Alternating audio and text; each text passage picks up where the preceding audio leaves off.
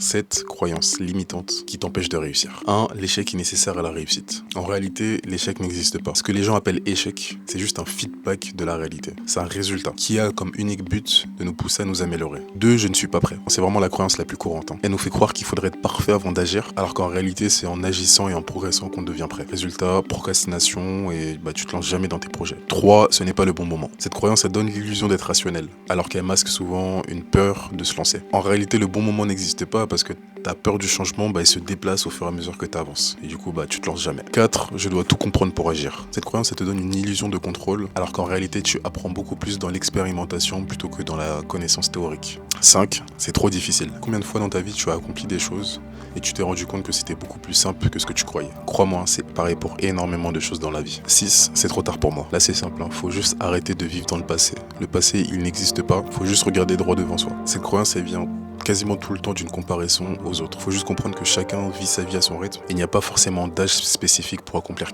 quoi que ce soit dans la vie. Ça va être le monde des méchants. Ça, c'est vraiment la meilleure façon de se mettre dans un mauvais mood.